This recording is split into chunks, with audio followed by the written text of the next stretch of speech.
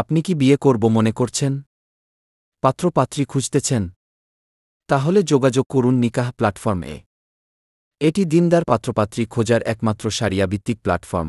Mobile 9002939159। সম্মানিত উপস্থিতি ভাই এবং মা বোনেরা, এখানে আরেকটি গুরুত্বপূর্ণ বিষয় হলো, দেখুন, বিবাহের ক্ষেত্রে কিন্তু আমাদের তাকওয়া আল্লাহভীতি কাজ করে না। তাকওয়া আল্লাহভীতি কাজ করে না কেন? এখানে আমাদের লোভ কাজ করে। কিভাবে লোভ কাজ করে? আমরা যখন বিবাহ বন্ধনে আবদ্ধ হতে যাই বা আবদ্ধ করাতে চাই, এক্ষেত্রে মেয়ের বাপ মা হোক আর ছেলের বাপ মা হোক, দুই জাতি কিন্তু একই গোয়ালের গরু। সেটা কিভাবে?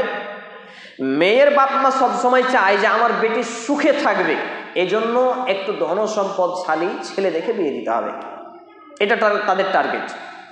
আর ছেলের বাপ মা হলো মেয়ের শ্বশুরের, মানে মেয়ের বাপ মায়ের যাতে একটু জমিজমা থাকে, বাড়িঘরটা ভালো থাকে, রং চেহারা যাতে সুন্দরী, রূপবতী হয়, গুণবতী হয়, মানে একের মধ্যে সব এরা চায়।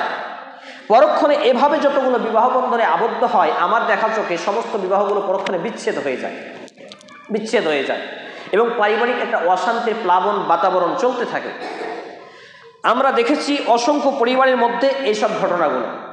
এক্ষেত্রে রাসূল সাল্লাল্লাহু আলাইহি সাল্লামের নির্দেশিত পথ হলো, সংক্ষিপ্ত টাইমের জন্য জাস্ট বাংলা অনুবাদগুলোই আপনাদের সামনে তুলে ধরছি, যে নবী মুহাম্মদ রাসূল সাল্লাল্লাহু আলাইহি সাল্লাম তিনি জানিয়েছেন যে সাধারণত মানুষরা তাদের বিবাহ বন্ধনে আবদ্ধ করে, বিশেষ করে ছেলে মেয়েদেরকে, তখন তারা যেভাবে বিবাহ বন্ধনে আবদ্ধ করে সেটা হলো চারটা জিনিস তারা দেখে। আর সেই চারটা জিনিস দেখতে গিয়ে তাদের যেটা সব থেকে বড় সমস্যা হয়, সেটা হচ্ছে পরবর্তীতে তাদের বিবাহ টিকে না বা অশান্তি চলে বা ছাড়াছাড়ি ডিভোর্স পর্যন্ত গড়িয়ে যায়। এক্ষেত্রে তার নির্দেশ হলো যে মানুষ যেহেতু চারটা গুণ দেখে থাকে, নাম্বার 1 তারা ধন সম্পদশালী কিনা, নাম্বার 2 তার বংশমর্যাদা আছে কিনা, নাম্বার 3 তার রূপ সৌন্দর্য আছে কিনা, নাম্বার 4 তার দিনদারিতা আছে কিনা। তো নবী মুহাম্মদ রাসূল সাল্লাল্লাহু আলাইহি সাল্লাম সহিহ বুখারী কিতাবুন নিকাহ হাদিস নাম্বার 5090 এখানে তিনি নির্দেশ দিয়েছেন যে তোমরা দিনদারিতাকে প্রাধান্য দিবে। 3টি দেওয়ার দরকার নেই, 3টি গুণাগুণ নেওয়ার দরকার নেই, একটাই গুণাগুণ তোমরা টার্গেট রাখবে, সেটা হচ্ছে দিনদারিতা। কারণ দেখবেন, মানুষের প্রকৃত শান্তি আর সুখ এবং শান্তি দুটো আলাদা জিনিস, কিন্তু প্রকৃত মানসিক, শারীরিক, আধ্যাত্মিক শান্তি আসে দিনদারিতার জন্য। দেখবেন একটা স্বামী স্ত্রী, খুবই ছেলেটা দেখতে সুন্দর বা মেয়েটা দেখতে সুন্দর, কিন্তু একে অপরে দিনদার ছেলে মেয়ে বা নারী পুরুষ স্বামী স্ত্রী হিসেবে তারা পেয়েছেন জীবনসঙ্গী। এক্ষেত্রে তাদের সাংসারিক জীবনটা কত শান্তির হয়, কোনো অশান্তি থাকে না, ঝুটঝামেলা থাকে না, কত আনন্দে খেয়ে না খেয়ে জীবনটা কেটে যায়। তাহলে এই নবী মুহাম্মদ সাল্লাল্লাহু আলাইহি সাল্লাম সুনানে আবু দাউদ গ্রন্থে কিতাবুন নিকাহ একটি হাদিসে বলছেন যে তুমি দিনদার নারীকে বিবাহ করো, অন্যথায় লাঞ্ছিত হবে। এটা হচ্ছে পুরুষদের ক্ষেত্রে আদেশ বা নির্দেশ। আর নারীদের ক্ষেত্রে এরকম আদেশ সালাফগণ করেছেন যে তুমি যদি তোমার মেয়ের উপযুক্ত দিনদার ছেলের সঙ্গে বিবাহ না দাও, তাহলে জেনে নাও এটাই তোমাদের জন্য ধ্বংস।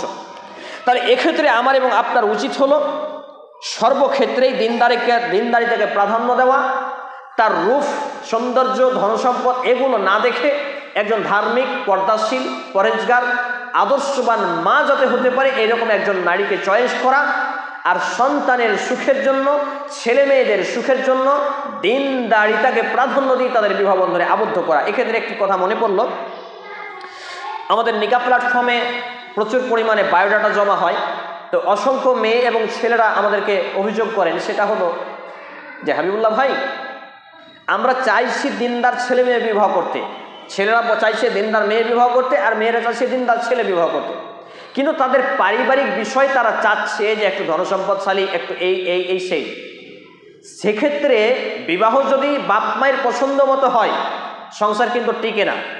আমার এলাকার এক ছেলে, আমি নাম বলছি না, তার এই যাবৎ 22 বছরের মধ্যে 4টা বিয়ে। কারণ বাপ মা বিয়ে দিচ্ছে, সংসারে মনোমালিন্য হচ্ছে, ছাড়াছাড়ি হচ্ছে। চিন্তা করুন, এভাবে সমাজ পাপ কর্মকে সহজ করেছে। বিবাহ একটি ইবাদত, একটি ইসলামের সৌন্দর্য, একটি বিধান, আর এই বিধানকে আমরা নষ্ট করে ফেলছি, ইসলামের সৌন্দর্যটাকে নষ্ট করছি, অমুসলিমদের কাছে একটা খারাপ বার্তা বা মেসেজ দিচ্ছি। এই তালাক নামক বিধান আজকে সরকারিভাবে যেটা শাসিত হচ্ছে, এটা কেন হলো? মুসলমানদের এইসব ফট বা ত্রুটির কারণে। সম্মানিত উপস্থিতি ভাই এবং মা এবং বোনেরা,